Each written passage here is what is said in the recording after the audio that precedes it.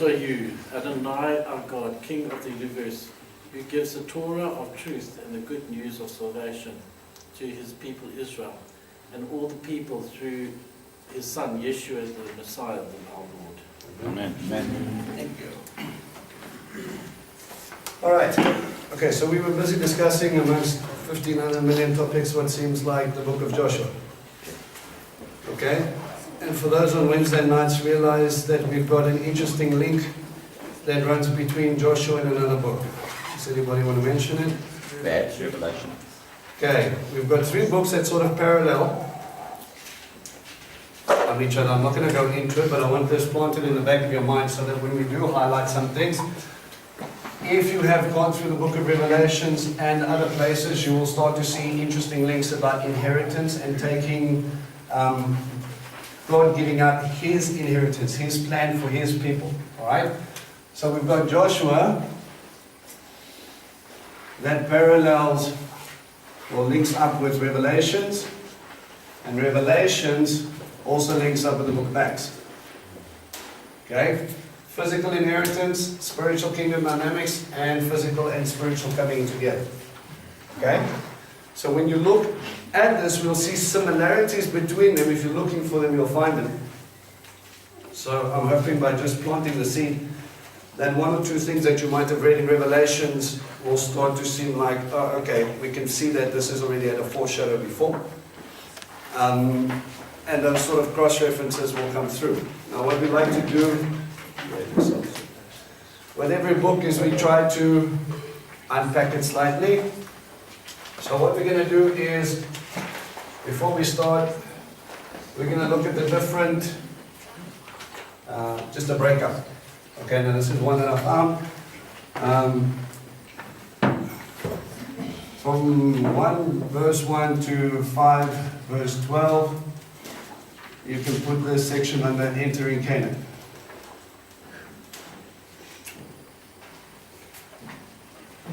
Second section, 5 verse 13 to chapter 12, verse 34 or 4. I can't read my name. Don't you love it when you do that? Conquering Canaan. Am I writing too small? The second part. Alright, I'll read it out to you again. Second section, chapter 13 to chapter 21. Dividing Canaan.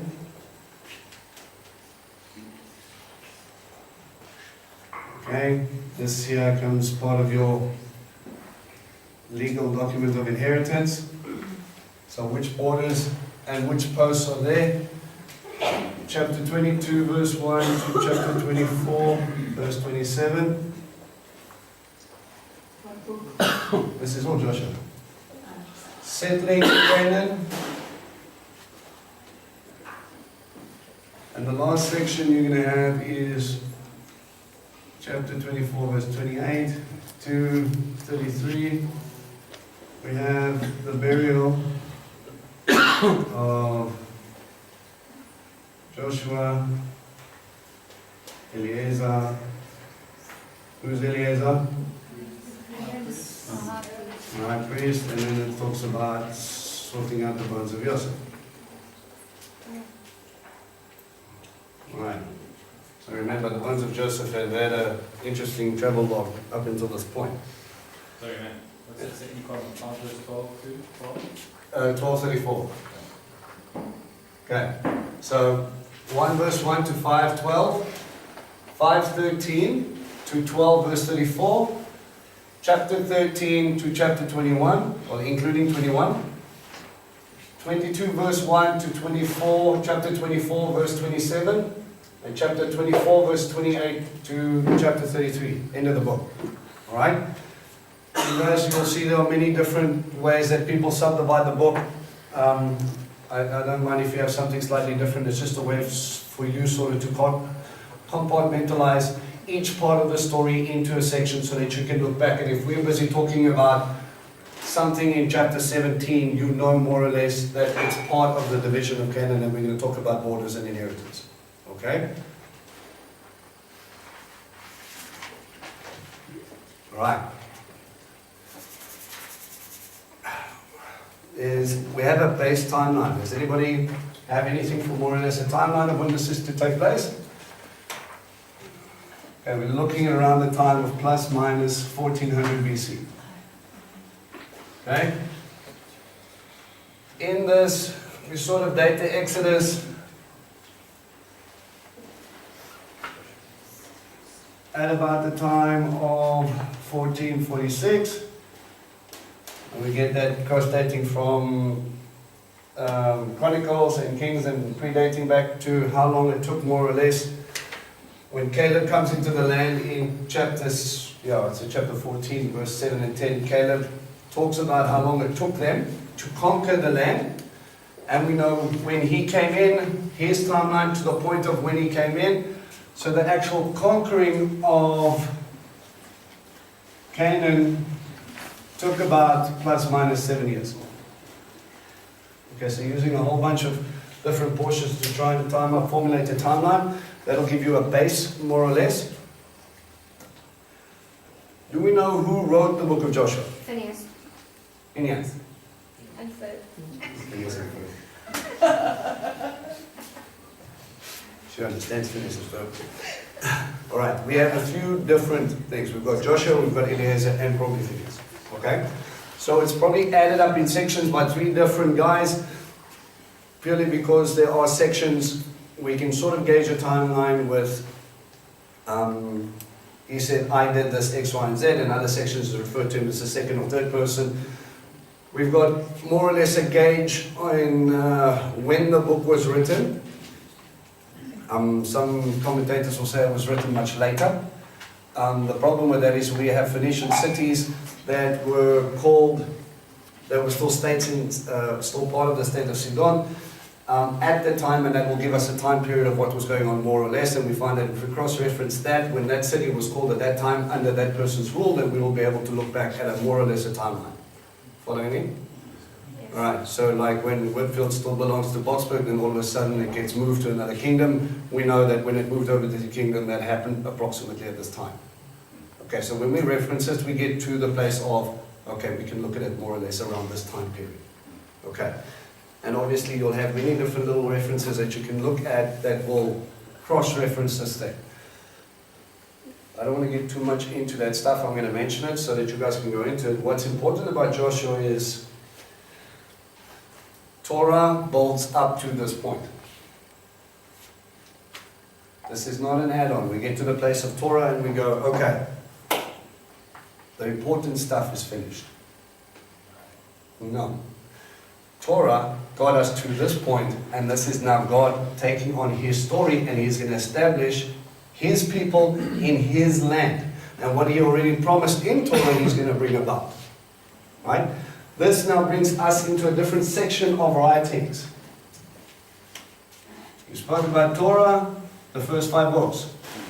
The next section, according to the way we break it up Hebraically, Tanakh, writings. Ketuvim is writings. I'll Bring that here. for prophets. Prophets. Okay? Nevi'im comes from the word Navi. Okay? Then we have the Ketuvim.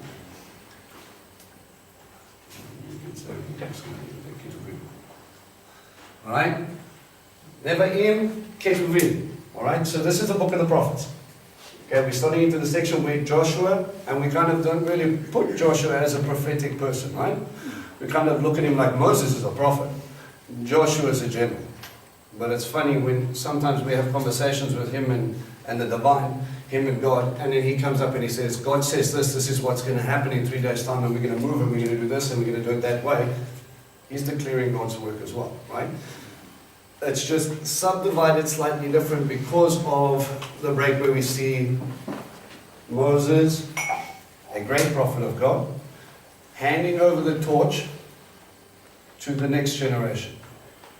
And we spent 2 weeks discussing how God has been preparing Joshua, getting him to the place where he's now learned from Moses' mistakes, studied what his rabbi was doing and what he was about, hopefully learned that stuff so that he doesn't have to make the same mistakes, or he doesn't have the time to make the same mistakes. Okay. the point of giving you this, well, let's just say one of the points of giving you this wonderful collection of life stories is that I don't have to sit in a garden and look at a fruit, and if a snake comes talks to me, I think, oh, maybe you've got a point. I learned that someone else did it before me, and it turned out badly. So hopefully, when a snake talks to me, I'll leave quickly, because that's kind of weird. If you consider that normal, please see me afterwards. But you have this point of reference where you go, this was the mistake they made. I don't have time in my walk now to make the same mistakes Eve did. I don't have time to make the same mistakes Moses did.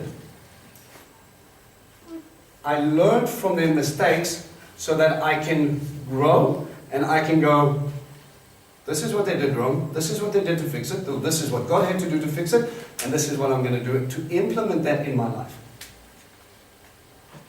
Just one example with Moses. Okay? Joshua does not have time to sit there and have all the leaders throughout all the land leave their land, come up to him, have a discussion about what my cattle did to someone else's cattle and what do we do now. What he understood was, it was too much for Moses, it was too much for the people. The elders of the land are the ones that are going to pick up that. That's their job now. What's my job? What was Moses' job after he set up the leadership of the Sanhedrin? To focus on God, and when it became too much for them, to come to him, and he would take the question, if he couldn't solve it, he could take it to the Father's feet, and he can go, okay, Abba, what do we do now? Okay? Maybe you reminded us the last time as well that Joshua very seldom left the tent. Where did he get that from? Moses. Right, Moses' intimate relationship with God. So we need to know that even though when I'm going to do this, Joshua in the back of his mind has been trained up to the point, all the lessons, all the victories, all the stuff that God has put you into to get you to a place has been to build you up, so to prepare you for what's coming ahead. Now, you obviously have two choices to make.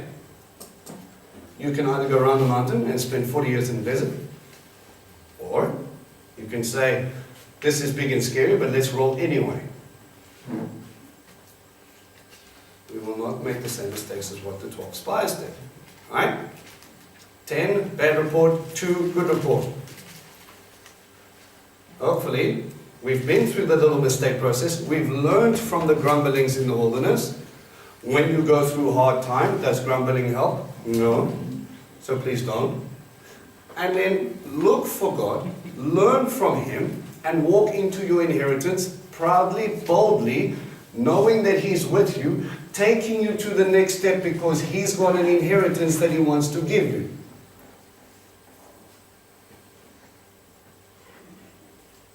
Joshua could have had a stuttering problem at this point. Moses' mistake. Joshua can't afford to stutter. He's not going to renegotiate. He's not going to go send someone else. Because he's got his old rabbi sitting in his ear. When God called me, I made excuses, my boy. Don't get yourself in that position. Grab hold of it and run with it. This is the will of God.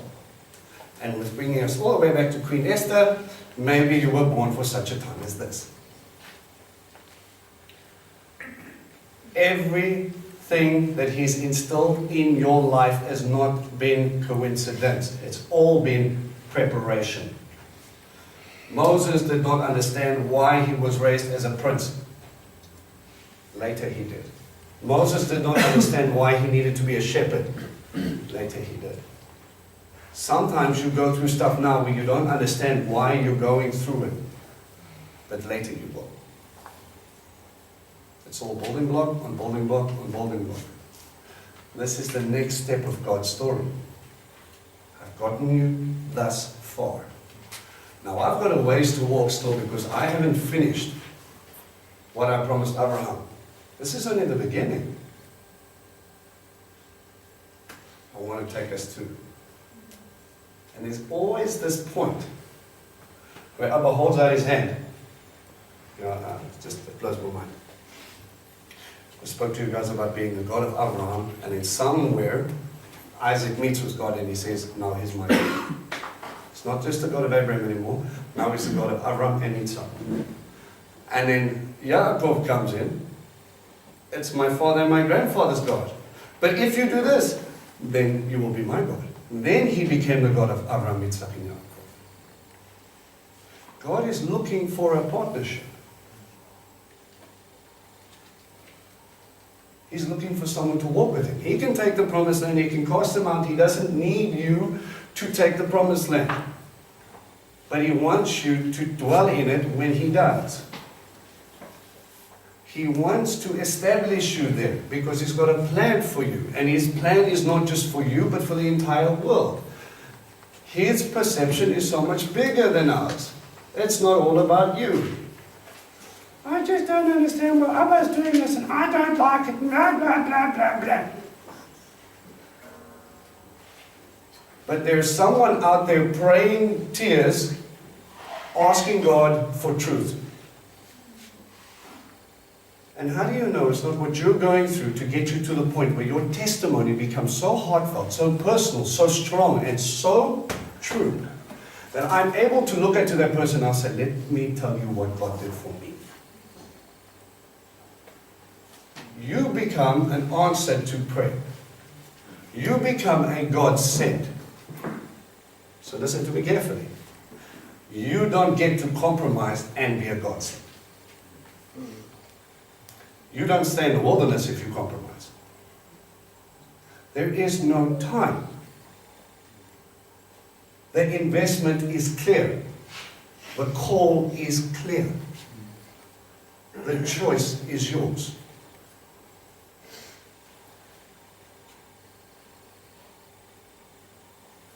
I hear a lot of people talking about the Joshua generation. We're going to take the land, we're going to take our inheritance, we're going to do that, and we're going to establish this and all the rest of it. But not a lot of people are walking like Joshua.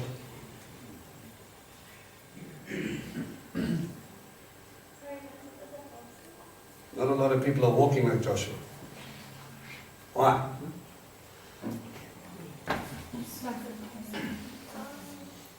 There's a wonderful pagan practice that I will mention. When you go to a place called Megiddo, one of the strangest things you see there when you get to the point and they dig down, right? And you've got layer upon layer upon layer. You know, an archaeological mound is civilization, built on civilization, built on civilization, built on civilization. Okay?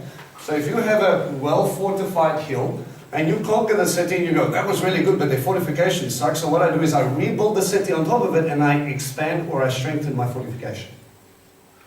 Why do I need to go build new cisterns or go look for a new spring when they've already got one? I'm just going to get my city better prepped. And then it's conquer, rebuild, conquer, rebuild, conquer, rebuild, conquer, rebuild. And Megiddo has something like 26 layers of civilization on top of civilization. It was one of those important cities that Solomon himself not only built his stables there, but he fortified it because it was on an important road. And when they dig right down to the base level of which Joshua had to come up against, he conquered Megiddo. Joshua comes up and we find right at the bottom, the very first level, we find a very big round altar. And around this altar, if you're looking at it from the top view, you've got this another little section that comes around from the side. It looks like this. There's my round altar, and there's a slight little step on the side. And Joshua says something interesting a little bit later. He says, why do you jump in between two positions? Because what I used to do is when I used to worship, I used to be 1 foot on the altar, 1 foot off the altar, 1 foot on the altar, 1 foot off the altar, and I used to do this. Am I in the world? Am I out of the world? Am I in the world? Am I out of the world? And unfortunately, compromise leads to, well, I want all of God, but I want to do it my way. You've got a book to tell you that doesn't work out for people. You're either standing for Him or you're not. And it's a high calling, but it's a high cost. And it's a high investment because I'm preparing you for people that want to see. How many of you have dealt with people that when you talk to them, their eyes glaze over when you talk about theology? Let's talk about the dynamics of Joshua, shall we? And then they go, I don't care about your theology, I want to know what you believe. And what you believe is determined by what you do. More and more people are getting more clued up. In Israel, it's very apparent because in the Hebraic mindset, it's completely different. Middle Eastern mindset, if you're screaming peace and you've got a rocket launcher in your hand, I promise you, you're not saying and doing what you're saying, and there's a problem with your peace treaty agreement. Right? So if you tell me you take God seriously and do something that tells me you don't, or that you nullify His mitzvot because it makes you feel comfortable, tells me you're not serious about the first point. Right? You come from an entire 5-book series about what happens when we do that. Some good, some bad. Some good, some bad. Some alive, some dead.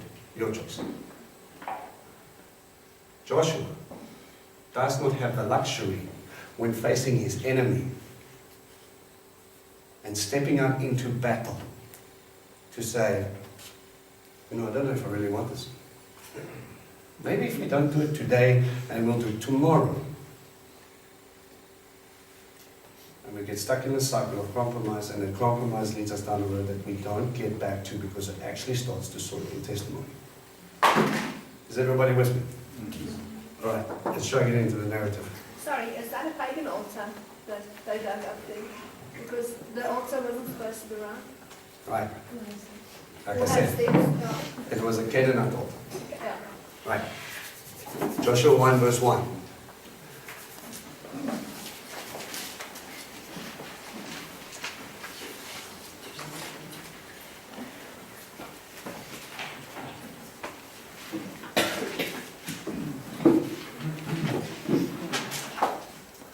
After the death of Moshe, the servant of Adonai, Adonai said to Joshua, the son of Nun, Moshe's assistant, Moshe, my servant, is dead. So now get up and cross over this Jordan, the Yarden, you and all the people, to the land I am giving to them, the people of Israel. First thing, straight off the bat, Moses is gone, I'm talking to you. Yeah. No more are you going to listen to Moshe and then he's going to tell you what I said. I'm talking to you directly. Name change, up the ante, come on my boy, walk into your function, step into your authority. I've got a direct line and I'm talking to you, kid. It's your time to take responsibility. This is no longer daddy's issue. This is no longer your rabbi's issue. I'm talking to you. If Joshua wasn't nervous before, he's nervous now. I'm giving you every place where you step on the sole of your foot. Sound familiar? Abraham. He's linking, the reason you're here was because I remembered the servant how many hundreds of years ago. Now again, you might be walking in and claiming an inheritance for someone that went before you. Someone you never knew. 400 years ago, someone could have been praying, saying, Abba, bring truth to this land. And they never saw it in his lifetime, but God told them it's coming. And then they send you. No pressure. As I said to Moshe, all the land from the desert and from the Lebanon to the great river, the Euphrates River, all the land of the Hittite, onto the side of the Great Sea in the west will be your territory. It's already yours. No one will be able to withstand you as long as you live. Just as I was with Moshe, I will be with you. And I will neither fail you nor abandon you.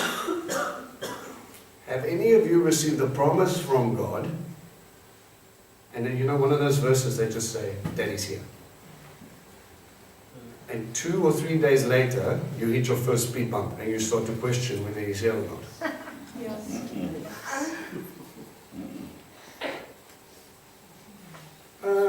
Well, it's been 3 months now, and I'm you know, things are getting tough. And You know, I just wanted to check if you still remember where I stay.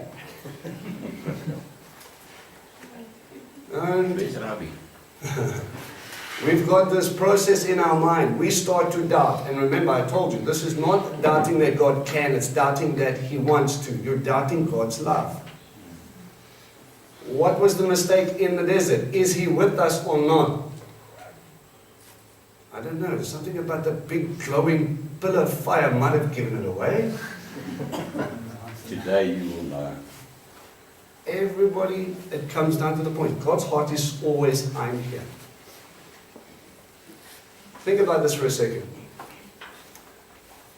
God says, where 2 or 3 gather in my name, I'll be there also.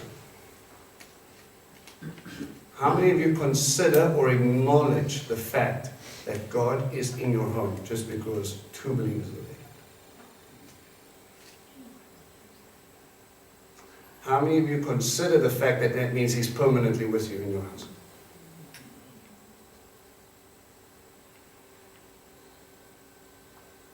How many of you acknowledge the fact that He stepped into the room and you're just, there you are watching TV? 2 of you just clutching out.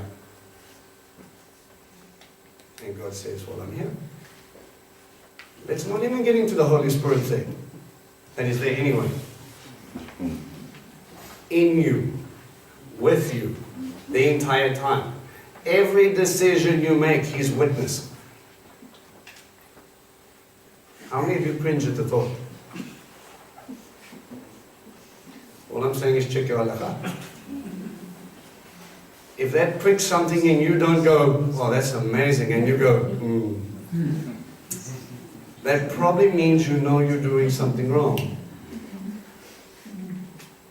As my rabbi does, as Yeshua does, I'm not trying to beat you, I'm giving you an opportunity to make teshuvah.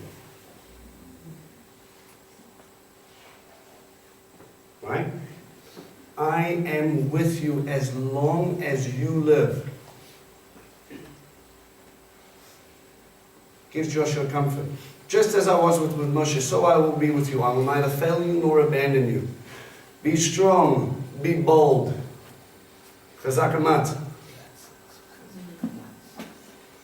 Be strengthened. What does it mean to be bold?